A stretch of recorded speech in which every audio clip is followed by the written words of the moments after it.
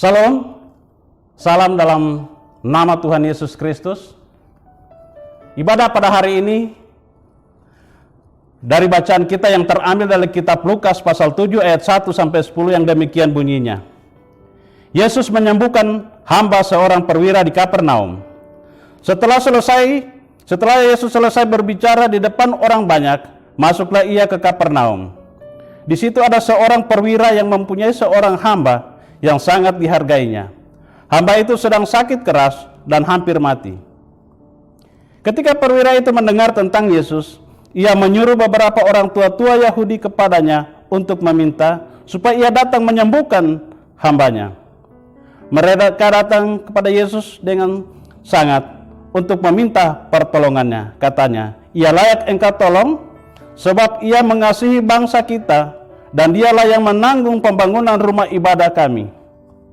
Lalu Yesus pergi bersama-sama dengan mereka. Ketika ia tidak jauh lagi dari rumah perwira itu menyuruh sahabat-sahabatnya untuk mengatakan kepadanya, Tuhan, janganlah bersusah-susah sebab aku tidak layak menerima Tuhan di dalam rumahku. Sebab itu aku juga menganggap diriku tidak layak untuk datang kepadamu. Tetapi katakan saja sepatah kata, maka hamba itu akan sembuh. Sebab aku sendiri seorang bawahan, dan di bawahku ada pula prajurit. Jika aku berkata kepada seorang prajurit itu pergi, maka ia pergi. Dan kepada seorang lagi datang, maka ia datang.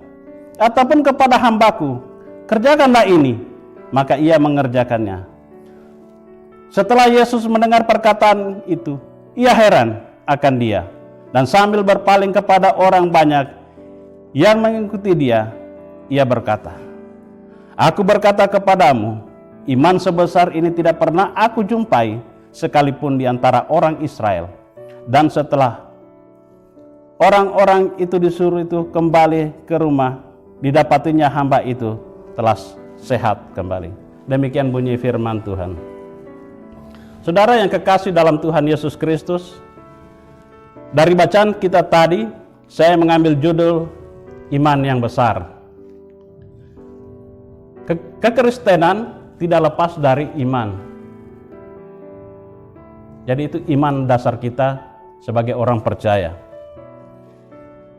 Kita melihat dari bacaan kita tadi bagaimana seorang perwira Kapernaum yang berlatar belakang orang yang tidak mengenal Tuhan. Sejak perjumpaan dengan Yesus, pertama Yesus berkata, iman sebesar ini tidak pernah aku jumpai. Nah, berarti selama ini Yesus tidak pernah menjumpai orang-orang yang memiliki iman yang besar, walaupun dari murid-muridnya sendiri, dari bangsa Israel sendiri. Dari bacaan kita tadi, tetapi dia mendapatkan dari seorang perwira yang memiliki iman yang besar. Penting kita pelajari di sini bahwa perwira yang disebut ini memiliki iman besar, yaitu perbuatan imannya. Ada dua pokok yang kita lihat, yaitu pertama perbuatan imannya dan buah dari imannya. Jadi beda ya. Itu perbuatan dan buah. Jadi kita berbuat dan berhasil. Jadi ada dua pengertiannya di situ. Minimal ada 4 prinsip kebenaran firman Tuhan yang mendasari perbuatan iman. Jadi dari sini ada minimal ada 4 perbuatan yang mendasari dari iman dari bacaan kita tadi. Pertama kita melihat iman yang merupakan dasar dari mengambil keputusan. Dalam pengambilan keputusan, iman adalah dasarnya. Jadi dasar itu harus memiliki iman. Dan keputusan seseorang diambil dari tindakan imannya. Jadi iman, tindakannya. Perwira di Kapernaum ini adalah orang yang tidak mengenal Tuhan, hanya didengar tentang Yesus. Ini yang dia tidak percaya adanya Tuhan, bertahun-tahun diajarkan bagaimana menyelesaikan masalah secara duniawi sebagai seorang perwira. Semuanya diselesaikan dengan aturan-aturan yang mereka perbuat sendiri. Namun, ketika ia berhadapan dengan masalah tentang seorang pembantunya, artinya orang-orang yang tidak begitu dianggap lah ya, mungkin hanya seorang asisten rumah tangga kalau istilah sekarang ya, asisten rumah tangga. Tapi begitu dia berperhatian terhadap seorang asisten rumah tangga ini yang sedang mengalami sakit keras dan dikatakan di situ hampir mati. Nah, kalau sudah ini seperti ini, kalau kita lihat dalam keadaan seperti ini ya, kadang-kadang kita lihat orang yang kena kasus COVID ya, yang sudah diinfus, sudah pakai oksigen segala macam, bahkan sudah peralatan segala macam, sudah ditutup segala macam. Dan itu dikatakan di situ antara hidup dengan mati. Kalau kita lihat orang-orang yang kalau kita lihat di sosial media yang kena COVID itu begitu menyakitkan. Perwira ini hanya mendengar tentang Yesus. Dia mendengar tentang bagaimana mujizat yang dikerjakannya. Karena dia tahu dia punya seorang hamba yang menghadapi masalah dan hampir mati. Jadi saya kira hubungan antara seorang perwira ini dengan hamba-hambanya yang di rumah itu sangat dekat. Sehingga dia peduli terhadap hal itu. Ia mengambil keputusan dan dia mengakui bahwa Yesus segala-galanya. Yaitu yang kita ketahui bahwa di bawah kolong langit ini tiada nama lain yang beroleh kuasa selain daripada Yesus. Itu iman kita. Yesus sanggup melakukan segala perkara. Yesus sanggup berbuat segala sesuatu. Bahkan dia mendengar tentang kesembuhan yang dilakukan oleh Yesus. Dia hanya mendengar tentang cerita-cerita itu. Mungkin dari orang-orang di sekitarnya atau di sekelilingnya. Sehingga dia datang. Yesus datang untuk menjumpai perwira ini dengan rombongannya. Tetapi di sini dia katakan gini. Tetapi katakan sepatah kata, maka hambaku itu akan sembuh. Dia bilang, nggak perlu datang. Katakan sepatah kata saja bahwa hambaku itu akan sembuh. Artinya Yesus berbicara saja itu. Dia punya iman bahwa pasti terjadi kesembuhan. Yang ini yang perlu kita garis bawahi, bahwa perkataan Yesus itu penuh kuasa. Kalau Yesus berkatakan sembuh-sembuh. Saudara yang dikasihi Tuhan Yesus Kristus, di dalam pelayanan sering saya jumpai seperti ini. Kita tidak punya apa-apa. Sebagai hamba Tuhan kita tidak punya kekuatan apa-apa. Kita tidak punya kuasa. Tetapi yang kita bawa itu nama di atas segala nama, yaitu Yesus Tuhan. Dan terjadi mujizat kesembuhan. Melayani di ruang ICU, melayani orang yang sedang sakit, stres, melayani orang depresi. Sudah banyak mujizat yang terjadi. Saya lihat pekerjaan Tuhan di dalam pelayanan. Ya kalau saya mau saksikan sini terlalu banyak ya. Saudara-saudara juga sudah tahu tentang pelayanan itu bagaimana semuanya. Bahwa Allah yang kita sembah yaitu Yesus, dalam Yesus Kristus itu sungguh luar biasa. Dan dia tidak pernah berubah. Mujizatnya dahulu sampai selama-lamanya. Kalau dulu dia menyembuhkan, berarti sekarang juga menyembuhkan. Kalau dulu Yesus menolong, sekarang juga dia akan menolong, saudara. Apapun persoalan saudara, bahkan menghadapi kematian sekalipun,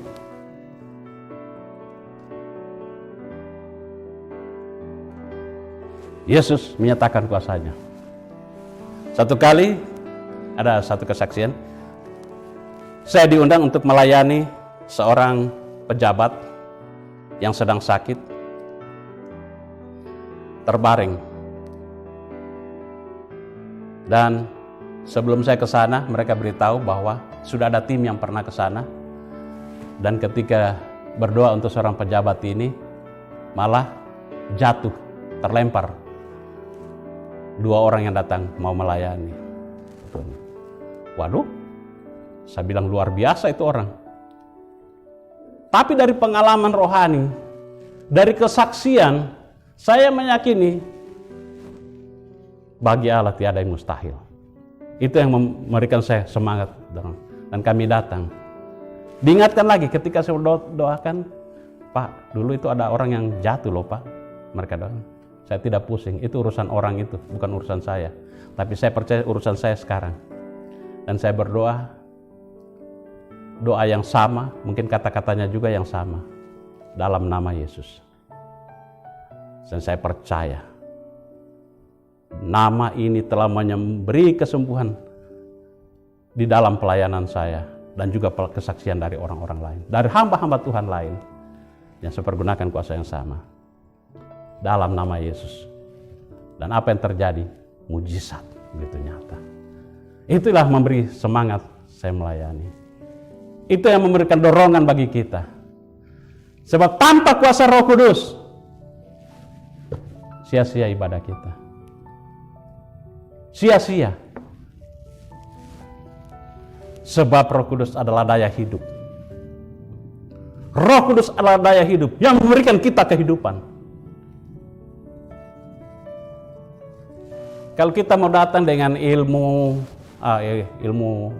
pengajaran dunia, mungkin dengan latar belakang kekristenan saya, enggak akan bisa. Tapi saya percaya daya hidup dari kuasa Roh Kudus yang begitu hebat, yang sanggup membangkitkan orang dari kematiannya. Itu yang buat. Dan puji Tuhan, luar biasa. Berapa saat kemudian terjadi kesembuhan dan kita ditelepon untuk datang melayani kembali, menguatkan kembali. Dengan kuasa ini, dengan kuasa Roh Kudus, gereja boleh bertumbuh. Kita memiliki iman. Dasar iman kita percaya bahkan akan kuasa Allah. Ya. Apapun persoalan kita, sakit penyakit, ya, kuasa perkataan kita ketika diurapi oleh Roh Kudus, di situ terjadi mujizat. Kalau kita cuma bilang doain sembuh, belum tentu sembuh. Hanya kedagingan kita sembuh. Tapi kalau kita percaya, kita jalan bersama Yesus, ada kuasa Roh Kudus dalam kita, maka mujizat pasti terjadi. Dan ini saudara sudah tahu begitu banyak ya yang dilayani seperti ini. Bahkan dalam pelayanan pelepasan kuasa-kuasa gelap, mujizat Tuhan terjadi itu bukan karena saya, tapi karena saya percaya kuasa Roh Kudus. Itu yang kita harus andalkan. Sebagai orang percaya kita andalkan ini. Saudara-saudara yang kekasih dalam Yesus Kristus, dalam situasi seperti ini, Anda menghadapi problem yang sama, mungkin tidak dalam sakit penyakit, ya, mungkin dalam masalah ekonomi, mungkin dalam masalah pekerjaan, mungkin dalam masalah rumah tangga. Kita andalkan Tuhan, kita andalkan kuasa Allah dalam hidup kita, sehingga kita boleh melihat sungguh Allah kita Allah yang hidup dari Kristus yang telah bangkit. Amin. Saudara yang dikasihi dalam Yesus Kristus, poin pertama kita melihat tadi adalah iman merupakan dasar seseorang mengambil keputusan. Jadi imannya adalah dasarnya. Untuk mengambil keputusan kita harus memiliki iman. Yang kedua, iman membuat seseorang berkenan kepada Yesus. Kalau kita memiliki iman, kita berkenan kepada Yesus. Karena iman itu datangnya dari pendengaran akan firman Allah. Amin. Itu. Jadi berarti kalau kita mendengar firman Allah, taruh dalam hati kita, bertumbuh, dan kita begitu yakin akan kebenaran itu, maka kebenaran itu yang akan memerdekakan. Jadi perwira ini berkenan kepada Yesus karena imannya, bukan karena perbuatannya. Ya, karena iman, dia percaya. Ya. Banyak saya melayani orang yang belum mengenal Yesus. Itu cuma saya bilang, Anda percaya, saya akan doakan, Anda imani, dan mujizat terjadi. Dan itu bukan cuma 1-2 orang, ratusan orang. Ya, tim-tim di sini pernah lihat lah kita melayani. Bagaimana cara Allah bekerja dengan luar biasa, dahsyat, ajaib. Ya. Itulah Allah yang kita banggakan dalam Yesus Kristus. Ya. Dia merendahkan diri. Ya. Dia menjumpai Yesus dan berkata, saya tidak layak. Ia bertindak sesuai dengan imannya. Ia menjumpai Yesus disertai dengan kerendahan hati dan ketulusan. Padahal dia seorang perwira. Seorang perwira. Artinya kalau sudah perwira itu sudah bukan receh-receh lagi ya. Kalau perwira itu sudah punya jabatan. Apalagi di daerah situ dia paling tinggi. Dia bilang, Yesus jangan datang. Engkau tidak layak datang. Bayangkan itu dia punya merendahkan dirinya. Padahal kalau biasanya kalau ya ada berapa orang kalau datang perwira atau jenderal atau apalah pembesar, pejabat, kadang-kadang kita tidak layak kalau dia duduk di belakang, ya kan? Mesti taruh depan khusus. Biasanya begitu. Tapi puji syukur di tempat kita tidak ada. Yang datang duluan di depan, yang belakang ya belakangan saja. Ya, karena kita tidak membedakan pangkat dan jabatan. Kita hanya melihat kasih Kristus yang bekerja. Jadi disertai dengan kerendahan hati dan ketulusan. Tuhan memberi upah kepada setiap orang yang percaya dengan sungguh-sungguh yang mencari Dia. Jadi dengan kesungguhan hati seorang perwira ini mencari Yesus dengan merendahkan dirinya, dan di situ lihat Yesus mengasihi perwira ini.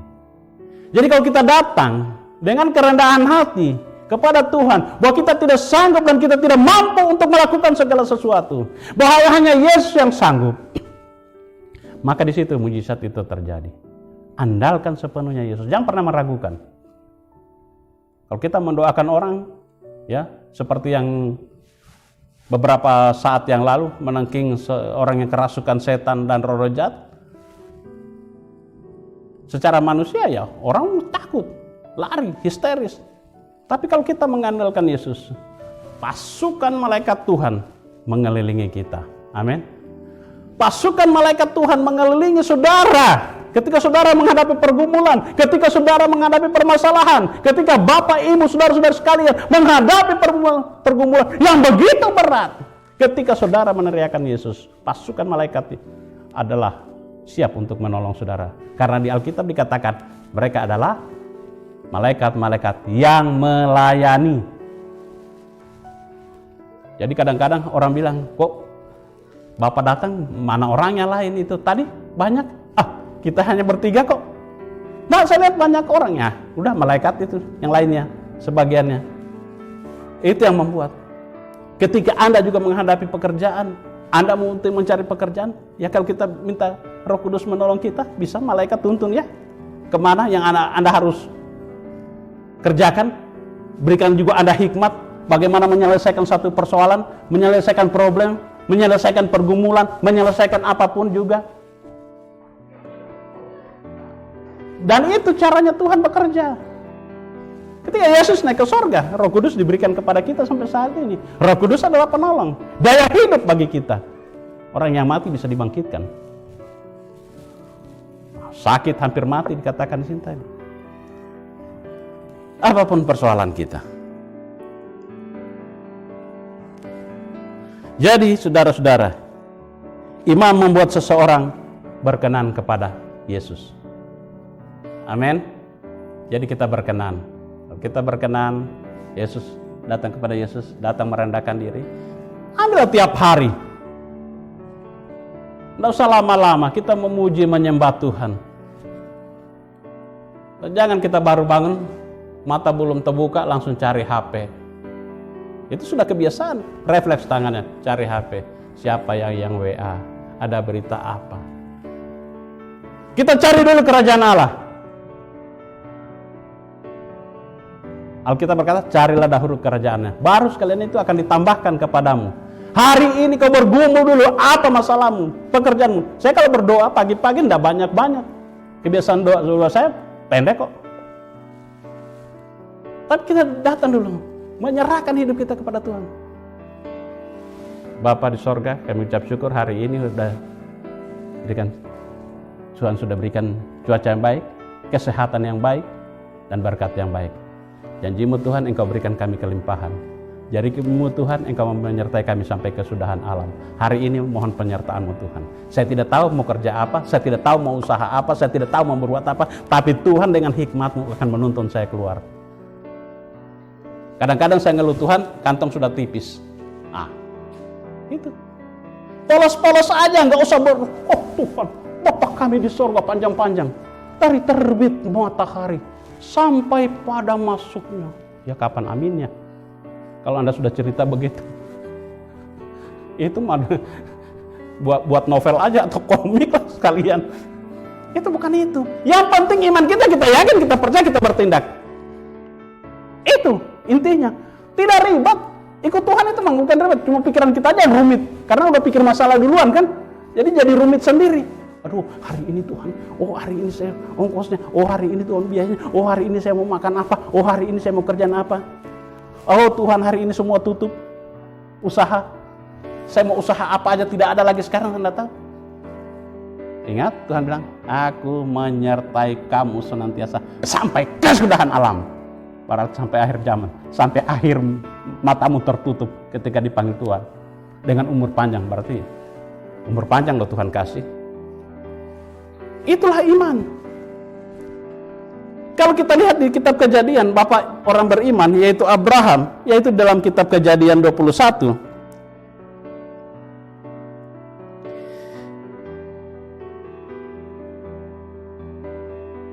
Di sana dijelaskan ayat Kejadian 21 ayat 5. Adapun Abraham berumur 100 tahun ketika Ishak anaknya lahir baginya. Bayangkan 100 tahun. Halo? 100 tahun bos. 100 tahun bu. Kita kadang-kadang baru 5 tahun belum punya anak udah mulai pikir pusing. Atau jomblo, aduh bagaimana lagi. Aduh ini lagi. Dikatakan Abraham tetap percaya. Itu. Dia tahu itu suara Tuhan. Karena tiap hari dia bergumul dengan Tuhan. Tiap hari dia hidup bangun imannya dengan Tuhan. Dia tahu persis kalau Tuhan suara Tuhan. Hal yang sama juga ketika dia mau korbankan anaknya Ishak. Dia tahu persis suara yang sama yang pernah menyatakan bahwa dia akan punya keturunan. Suara yang sama juga bilang korbankan anakmu. Dia siap untuk melakukan itu. Kalau orang sekarang bilang, stres amat. Punya anak sudah 1, udah tua baru dapat. Mau dikorbanin lagi, mau disembelih lagi di sana. Ingat, itu ujian iman loh. Tapi dia tahu suara yang pernah janji sama dia. Akan punya keturunan, suara yang sama juga suara besar. Karena dia tahu bahwa Tuhan tidak pernah menyusahkan anak-anaknya. Apapun yang terjadi, pasti Tuhan sanggup berbuat sesuatu. Ini. Kadang-kadang kita sudah mulai ketar-ketir. Kalau kita mulai berdoa, minta sesuatu. Katakan umpamanya pekerjaan. Aduh, teman-teman kita sudah mendapatkan pekerjaan. Atau teman-teman kita sudah mendapatkan jodoh. Atau sedangkan kita belum. Kita sudah berdoa bertahun-tahun. Mungkin udah capek berdoa. Kalau Tuhan bilang, saatnya tiba nanti. Aduh, mungkin akhirnya kadang-kadang kita paksa keadaan. Bukan kita berdoa untuk Tuhan yang jawab, tapi kita paksa supaya kita yang jawab sendiri doa kita. Akhirnya berangkat dengan kedagingan. Akhirnya konyol, gagal. Gagal maning kata orang sini mah. Iya, tapi kalau mengandalkan Tuhan, ngeri sedap. Lama amat sih Tuhan. Nggak masuk, tapi giliran dapat, haleluya, puji Tuhan. Wah, itu tapi menunggunya itu ngeri sedap loh. Waduh, udah bawa kartu sudah kirim email ke sana kemari, terima lamaran, sudah didoa, sudah pakai puasa segala macam, kok belum ada jawaban, ya toh? Sudah menghadapi ujian, kok belum jelas lulus juga belum, tunggu dulu. Tapi kalau Tuhan jawab itu, ngeri sedap, ngeri nunggunya. Tuhan jawab enggak ya? Tuhan jawab enggak ya? Nah itu. Tetapi iman tidak boleh luntur karena situasi, karena keadaan. Jangan takut menghadapi hidup ini karena kantong sudah kosong hari ini. Saya mau kasih tahu bahwa Tuhan sanggup. Kesaksian saya pernah kantong kosong. Satu hari. Nggak punya uang. Besok saya bilang saya punya uang. Untuk membayar sesuatu yang sangat-sangat besar. Wah, lo bayangkan kalau begitu. Pendeta juga goyang-goyang loh, kalau besok sudah urusannya pagi-pagi, lantas malam sudah jam 10 belum ada jawaban, sudah 10 malam, akhirnya apa? Tidur. Dengan putus asa. Nggak ada nih. Ya gimana besok aja nah bahasanya. Mulai pikiran itu mulai kacau itu. Tapi puji Tuhan, tengah malam bunyi handphone. Siapa sih ini? Udah malam-malam nggak tahu juga, pendeta juga kan, hamba Tuhan juga perlu istirahat. Udah sembari melek-melek itu dikit. Lirik-lirik itu HP karena bunyi takut ada pelayanan panggilan gitu. Tapi puji Tuhan. Oh, mobile banking terisi rekening sekian. Untung lagi dari tadinya sudah ngantuk, sudah tinggal mata 5 watt mengkilap lagi tuh. Itulah kalau kita dijawab doa kita. Sukacita, kita lupa semua. Iya kan? Sama saya bilang, sama seperti Anda.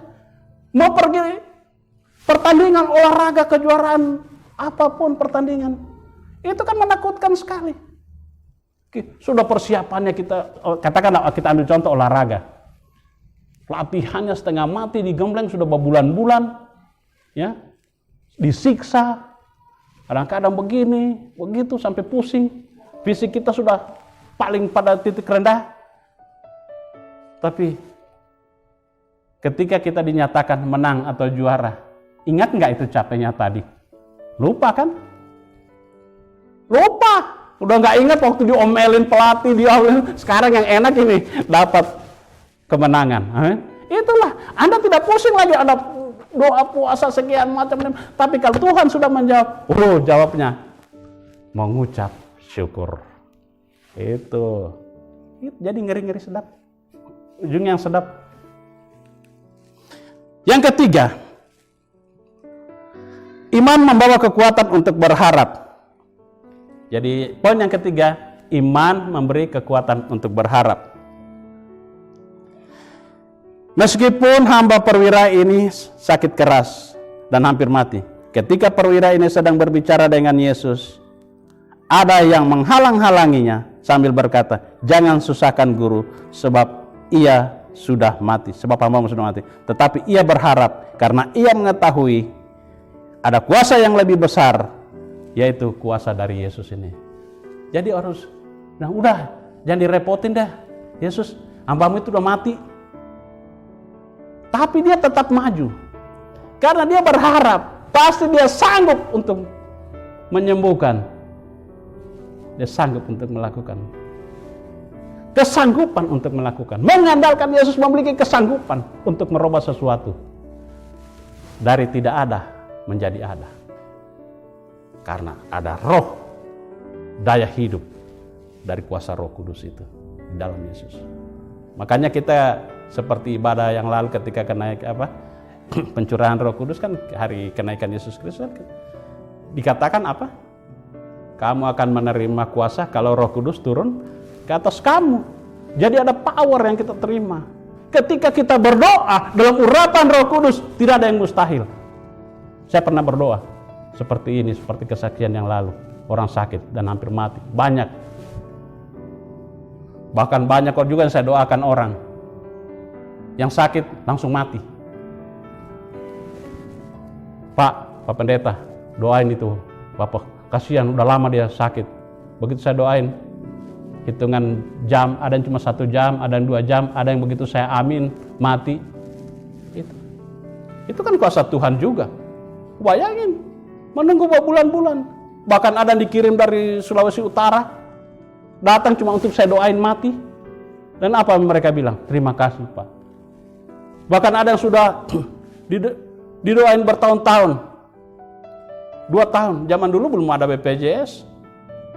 Habis 2 rumah, karena berapa tahun tinggal di rumah sakit. Tapi ketika didoakan, melihat penglihatan bahwa ada yang mengikat sesuatu, kita ikat dan lepaskan, langsung meninggal. Kenapa? Terima kasih Pak Pendeta. Udah bayangin itu, bertahun-tahun, antara hidup dengan mati.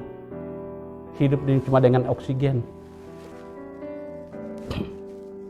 Nah, puji Tuhan, dia dipanggil Tuhan. Nah, itu juga cara.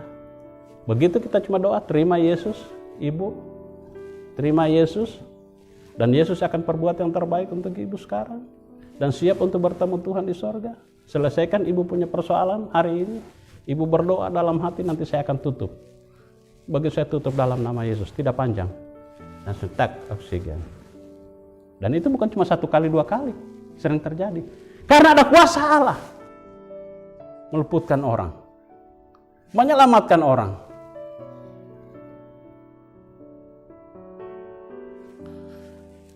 Jadi di sini dikatakan iman membawa kekuatan untuk berharap. Kita berharap, tapi cara Tuhan yang terbaik. Cara Tuhan yang terbaik. Dan satu hal saya mau katakan kepada saudara-saudara sekalian, ketika kita ikut Tuhan, Tuhan tidak pernah mengecewakan saudara. Saudara tidak akan dikecewakan. Karena saudara itu adalah biji mata Allah. Ingat itu? Biji mata Allah. Ada nggak kira-kira di sini tidak sayang matanya? Suami istri, mungkin sudah nikah 40 tahun, sudah saling mengenal. Tiba-tiba suaminya bilang, permisi, boleh nggak saya colok matamu? Nggak boleh kan? Walaupun itu istrimu atau itu suamimu. Kita ini adalah biji mata Allah. Artinya Allah melindungi kita dari setiap bahaya. Allah melindungi saudara. Saudara pergi bekerja di mana, di jalanan, di kantor, dimanapun, ada perlindungan Tuhan. Ada perlindungan kuasa darah Yesus untuk melawan setiap roh-roh jahat, orang-orang yang iri hati, syirik, dengki, apapun juga. Ada kuasa Tuhan yang membentengi hidup saudara. Saudara yang kekasih dalam Yesus, poin yang keempat dikatakan, iman membuat seseorang melupakan karya diri. Karena iman seseorang lupa karya diri. Artinya gini, gak peduli saya mau pangkatan, apa ke jabatan saya, yang penting saya mau datang kepada Yesus. Jadi tidak perlu, wah karena dia ini harus datang minta pelayanan spesial. Tidak perlu. Ya dia cari Yesus, ya di belakang-belakang aja. Atau ya tunggu pelayanan lah. Ya itulah artinya merendahkan diri. Ya. Sehingga kita dengar kalimat dari seorang perwira ini. Aku tidak layak menerima Tuhan. Ya.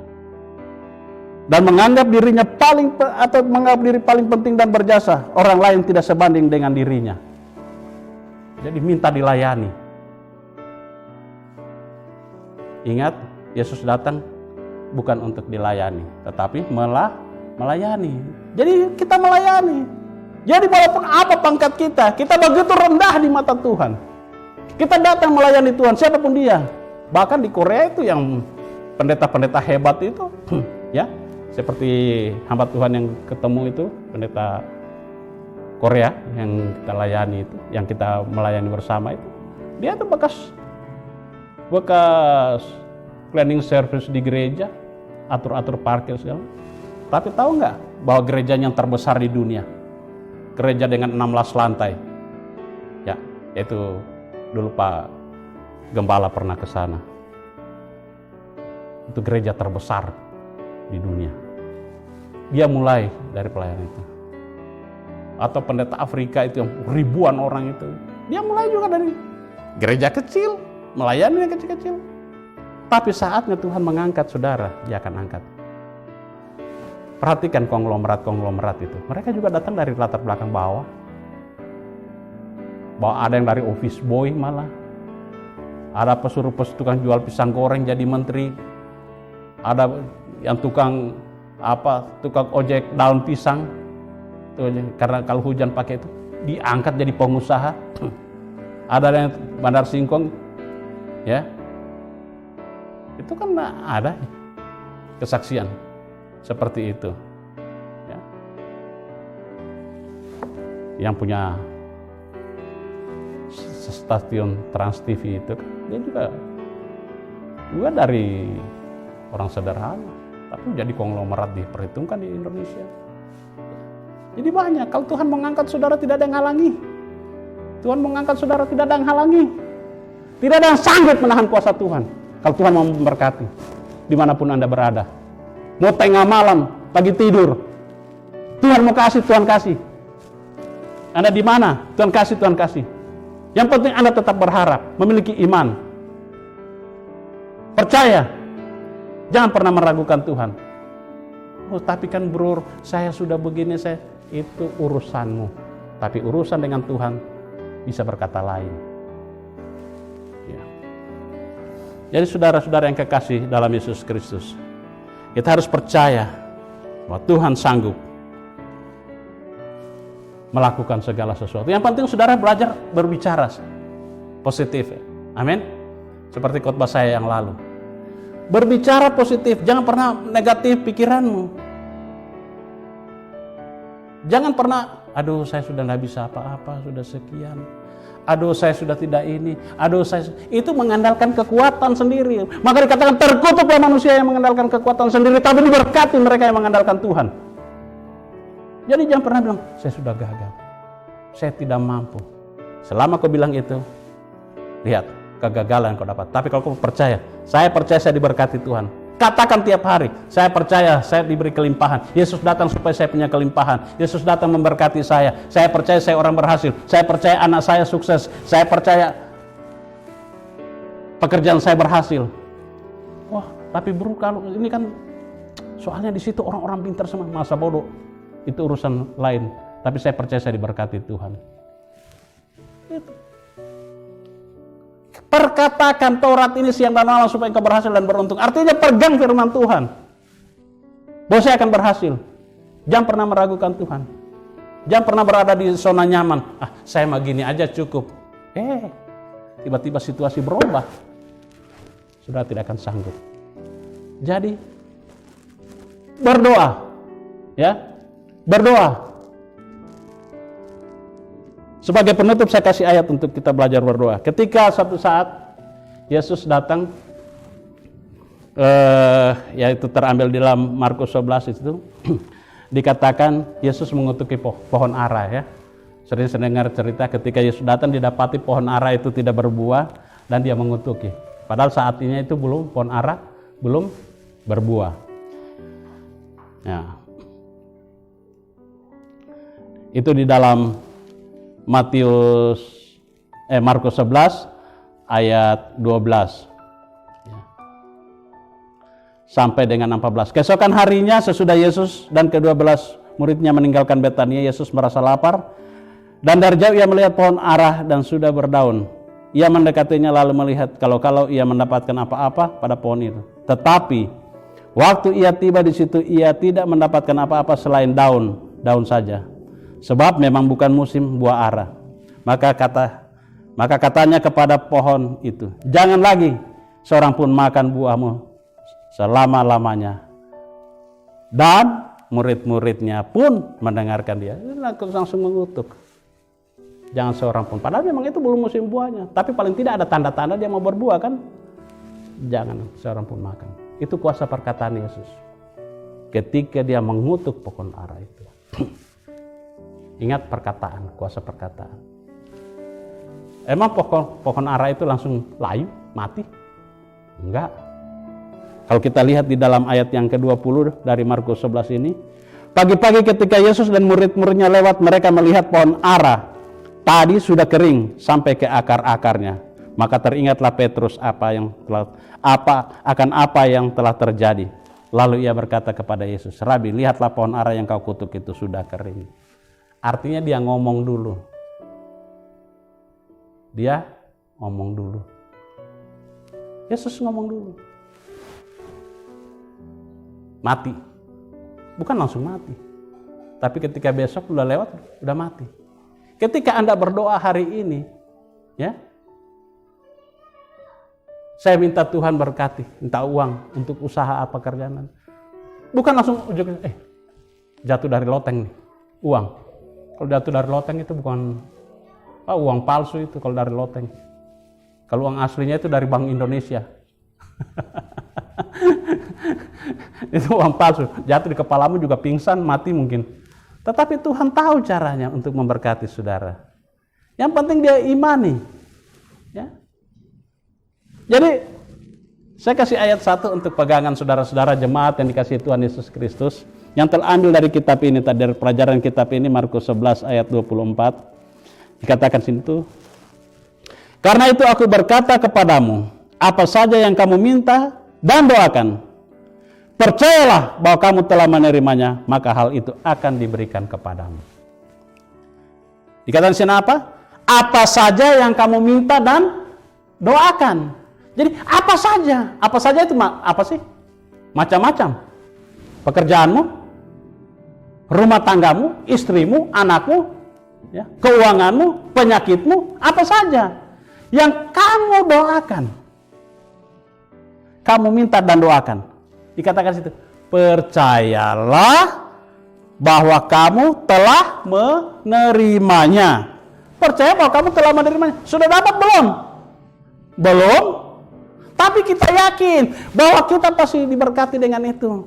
Pasti usaha saya berhasil, pasti otak saya diberkati Tuhan, pasti pekerjaan saya diberkati Tuhan, pasti tubuh saya juga sehat, pasti juga saya dapat jodoh, pasti juga saya punya pekerjaan yang bagus. Mungkin hari ini belum, tapi saya percaya bahwa Tuhan berkati. Dan saya yakin, dia katakan di sini, bahwa kamu telah menerimanya. Bukan akan menerimanya, tapi telah. Jadi berdoa itu yakin bahwa kita sudah menerima, padahal maka hal itu akan diberikan kepadamu. Baru hal itu diberikan kepadamu. Jadi kalau berdoa itu jangan, ada ya enggak?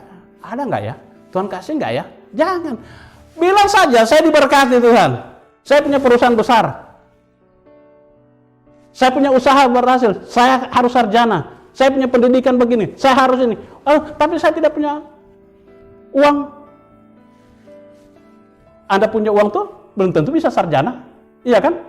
Tapi kita harus bilang. Untuk yang sekolah-sekolah yang sekarang mau naik apa ini? Mau kuliah atau cari duit sekarang. Lagi susah. Berdoa saja. Tuhan, saya ingin kuliah. Pendek-pendek aja ngomong. Tuhan, bagaimana cara Tuhan dan saya kuliah. Dan saya sarjana. Itu yang saya lakukan dulu. Saya cuma bilang, anak saya harus sarjana. Dan Tuhan berikan. Karena saya dapat pekerjaan. Begitu mereka cari kerjaan setengah mati. Tapi saya percaya Tuhan pasti kerjaan. Dan sekarang luar biasa. Hal yang sama juga akan terjadi bagi kita. Jadi itulah iman yang besar. Iman kita harus besar. Tapi dikatakan di sini, iman sebesar biji sesawi saja Tuhan dengar. Amin. Anda punya iman sekecil saja, Tuhan dengar. Apatah lagi Anda memiliki iman yang besar seperti perwira di Kapernaum ini. Jadi saudara-saudara yang kasih dalam Yesus Kristus, jangan pernah meragukan Tuhan. Urusan corona urusan Tuhan, ya. Urusan pekerjaan urusan Tuhan, ya. Urusan pendidikan saudara urusan Tuhan, ya.